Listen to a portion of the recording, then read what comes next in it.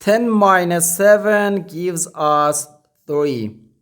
And here inside this parentheses we have 7 minus 5, which equals 2. So 3 times 2 gives us 6.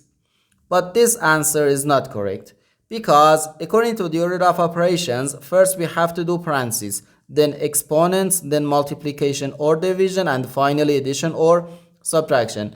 Remember that multiplication and division have equal priority and we have to work from left to right. And the same applies to addition and subtraction. In this expression, we have one subtraction, one multiplication, and one parenthesis. Inside this parenthesis, we have one subtraction. Here we have a multiplication because in mathematics, when a number is placed next to parentheses, it means multiplication.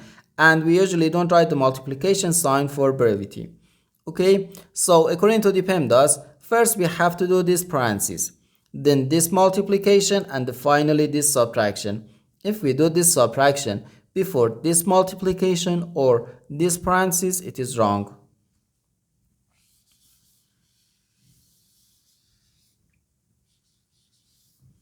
So first we have to do this parenthesis. Inside this parenthesis we have 7 minus 5, which equals 2. So 10 minus 7 times 2. 10 minus 7 then times 2. Now we have one subtraction and one multiplication.